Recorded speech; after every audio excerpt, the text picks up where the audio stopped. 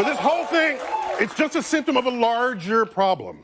There's a growing anti-intellectual strain in this country. It may be the beginning of the end of our informed democracy. Of course, in a free society, you can and should think whatever you want. And if you want to think the world is flat, go right ahead. The Earth isn't flat. And by the way, this is called gravity.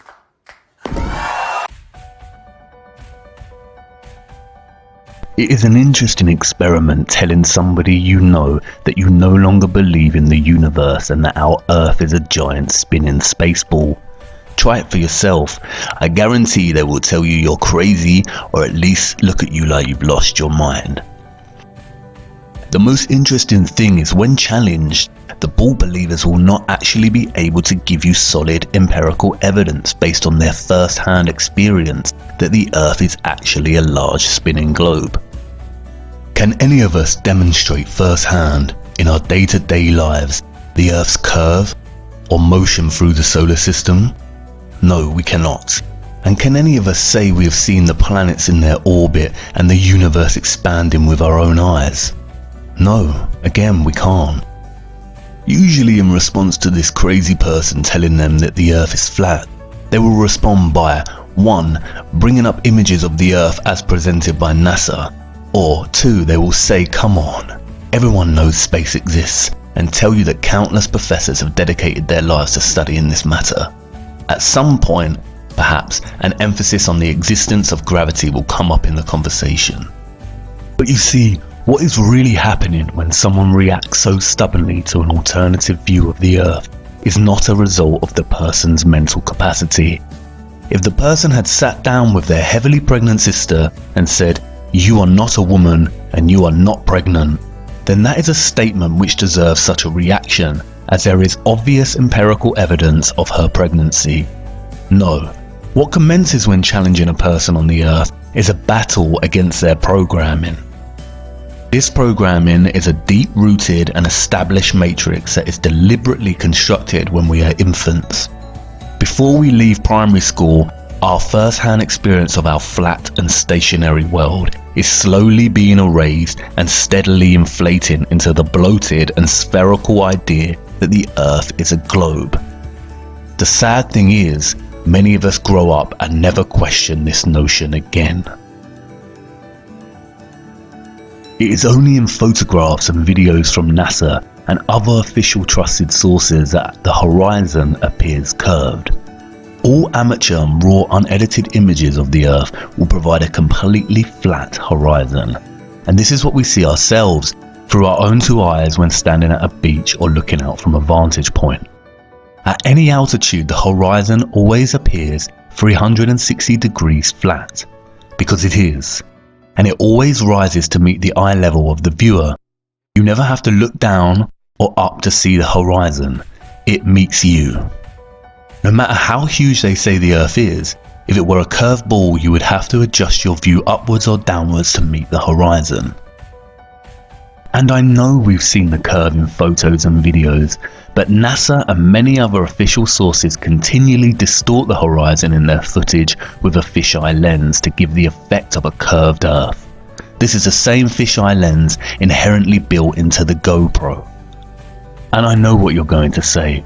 You've seen the horizon bend and curve when journeying at altitude on an aeroplane. But unfortunately, this is more trickery. Aeroplane windows commonly bow outwards to give the illusion of curvature.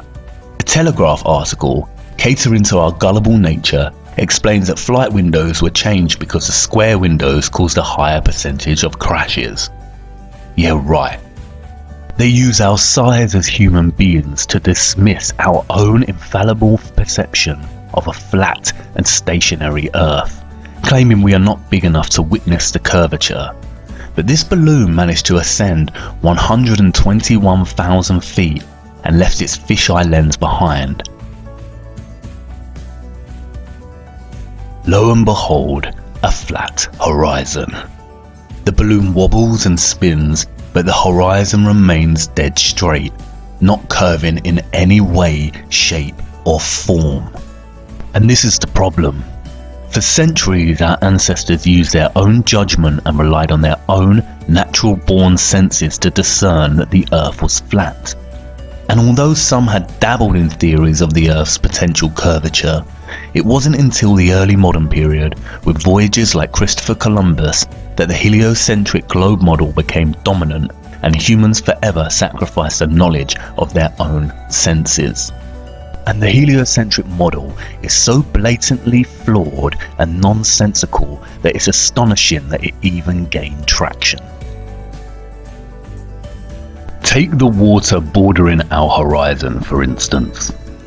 It is the natural physics of water to find and maintain a level, and it just so happens that that level is flat. If Earth was a spherical ball, water would not maintain such consistent flat levels.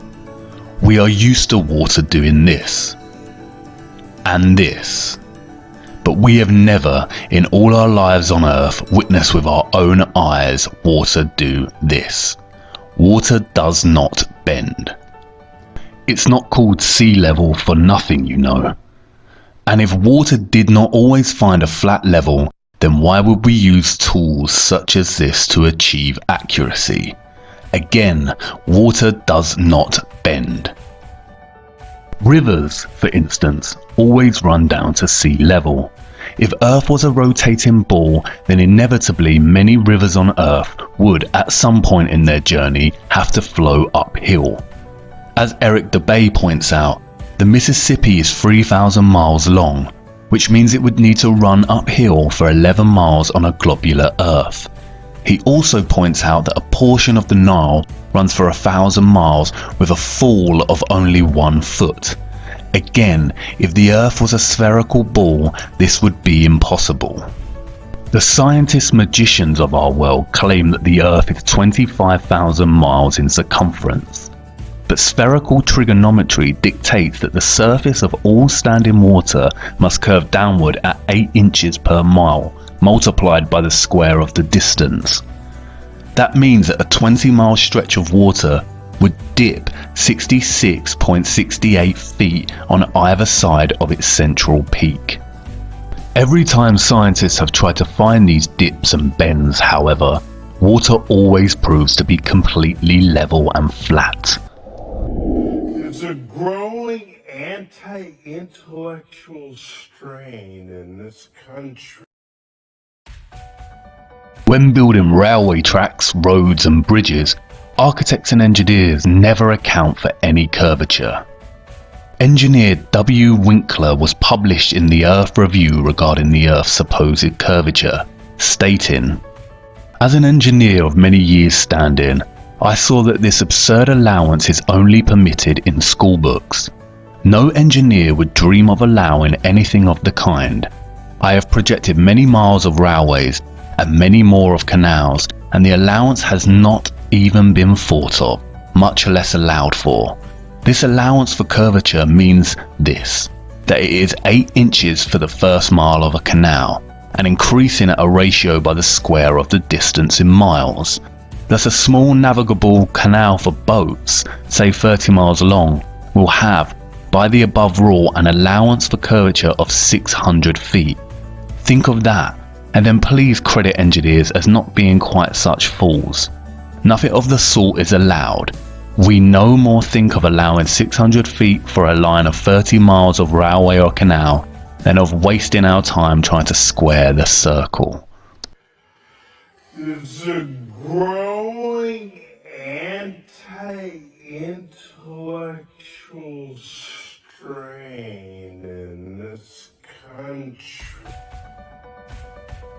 If the Earth was actually a globe, spinning at a mind-numbing 1,000 miles per hour, how is it that we do not feel its motion? There is not a single person on Earth that can testify to feeling the Earth's alleged spin. We feel the motion when travelling in a car, train, boat, plane, and can experience motion sickness. The scientist magicians will tell you that we do not feel the Earth spin because it is spinning at a constant speed. They often use the analogy of a train ride. We only feel that we are moving when the train changes speed. This analogy, however, falls apart when you consider that in the heliocentric model, the Earth is not an enclosed system, but it is an open environment with its own drastically changing weather. If you were sitting on top of the train moving at a constant speed and not inside it, you would certainly feel the motion. Furthermore, they also contradict themselves. In a 2016 article titled "NASA Study Solves Two Mysteries About Wobbling Earth," they state that the Earth does not always spin on an axis. Instead, it wobbles irregularly over time, and that the direction has changed drastically due to changes in water mass on Earth. It's weird that no one has felt this. Which one is it, NASA? The stealthy, unnoticeable spin, or irregular movement patterns and wobbles? The whole notion of a spinning globe becomes absurd when you consider this. If the Earth was actually rotating, then helicopters and balloons would only need to hover over the surface and wait for their destination to come to them. Similarly, if it were a curved spaceball, then aeroplane pilots would constantly need to readjust their altitude downwards so they did not continue straight and start heading out to space. They would have to descend 2,777 feet, or over half a mile every single minute. This of course is not the case, and pilots are never instructed or taught this mechanism of flight. And what does a real pilot have to say about it? Oh, okay. Am I allowed to say hi?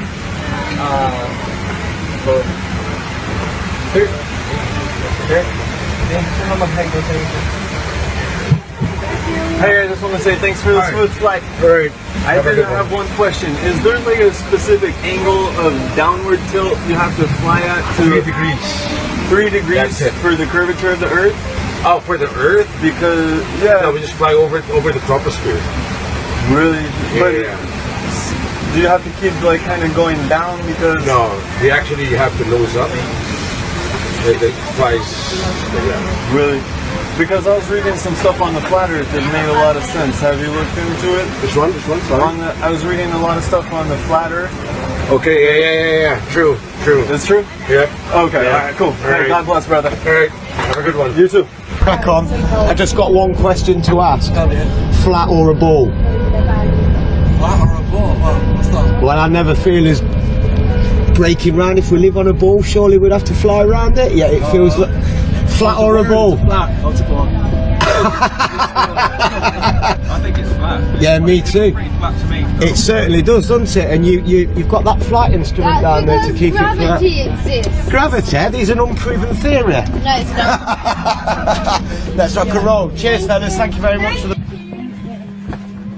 I ask the pilots one question? First officer's here. Do you mind? He's got a question for you. Hello, mate. How are you? Yeah, good. I'm a fellow, Casey Josh. I'm a fellow, just PPL, pilot. Yeah. Yeah, nice. I got a couple of serious questions to ask you. Okay, here we go. Yeah, there's a big time. Curvature. Curvature. Yeah. Yep. We don't allow for curvature, do we? For anything, not for you usually. Yeah. No, we're round. We're a disc, aren't we? Round and flat. Yeah. Sorry. Hey, look, honestly, quite seriously, Yeah. we are, aren't we? Yeah. Thank you, mate. Thank you for being. If the Earth is actually rotating, flight paths would become very messy. Flying west from New York to California is 2,441 miles, which takes just under 5 hours on a commercial flight.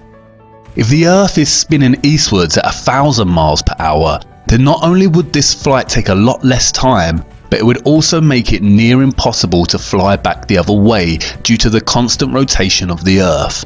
It would be like trying to run up a very long and very fast downward escalator. And what about the weather? If the Earth and atmosphere is spinning at 1,000 miles per hour, then don't you think it would be impossible to see such stationary clouds and weather formations like we do? Not to mention that clouds often crisscross in their pathways. This would be impossible if the Earth's spin was a reality. Thomas Winship states, "Let imagination picture to the mind what force air would have which was set in motion by a spherical body of 8,000 miles in diameter. which in 1 hour was spinning around 1,000 miles per hour, rushing through space at 65,000 miles per hour and gyrating across the heavens. Then let conjecture endeavour to discover whether the inhabitants on such a globe could keep their hair on. If the Earth globe rotates on its axis at a terrific rate of 1,000 miles an hour, such an immense mass would of necessity cause a tremendous rush of wind in the space it occupied. The wind would go all one way, and anything like clouds which got within the sphere of influence of the rotating sphere would have to go the same way. The fact that the Earth is at rest is proved by kite flying.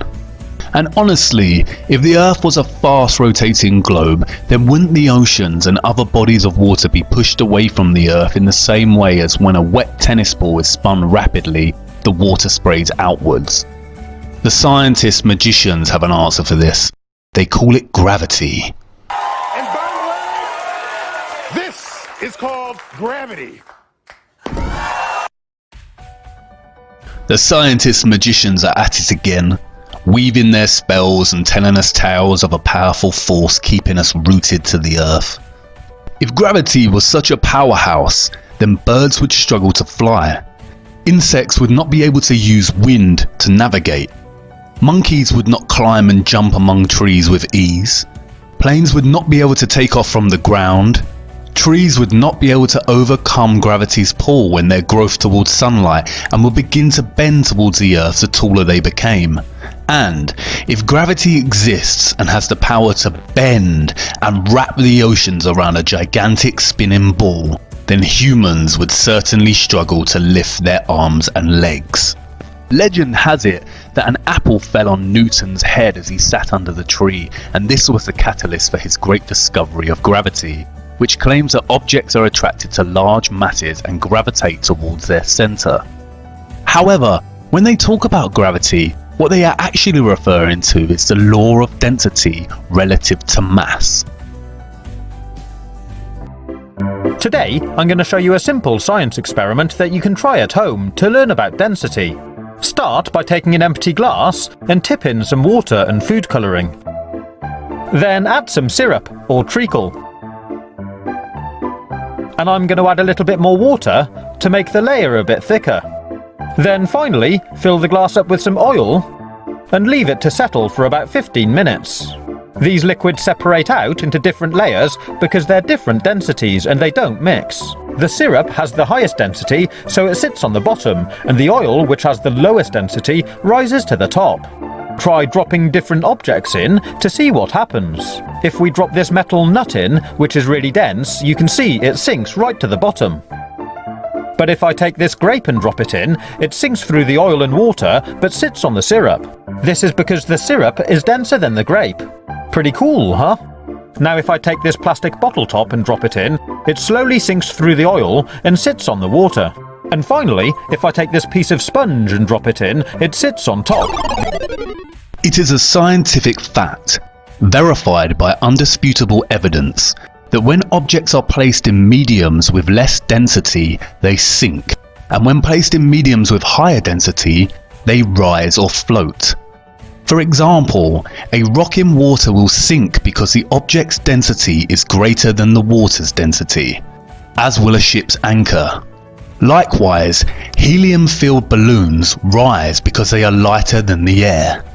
Submarines float on the ocean when their ballast tanks are empty and contain air, and they sink when their ballast tanks begin to be filled with water.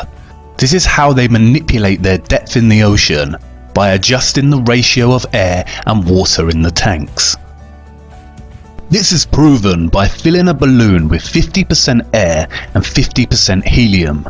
As helium is lighter than air and the ratios are even, the balloon remains fixed in the air without rising or falling. Again, much like the Earth's curve and spin, we do not witness smaller objects on Earth gravitating and orbiting around or being pulled towards larger objects.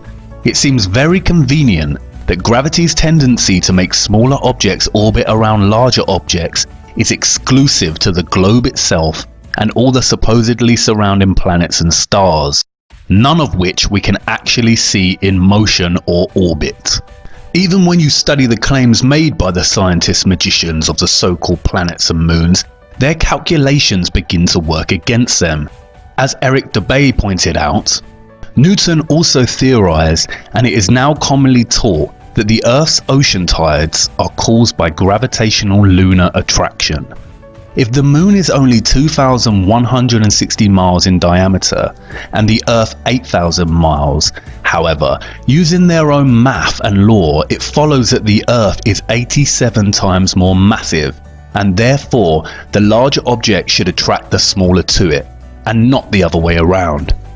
If the Earth's greater gravity is what keeps the moon in orbit, it is impossible for the moon's lesser gravity to supersede the Earth's gravity, especially at Earth's sea level, where its gravitational attraction would even further out-trump the moon's.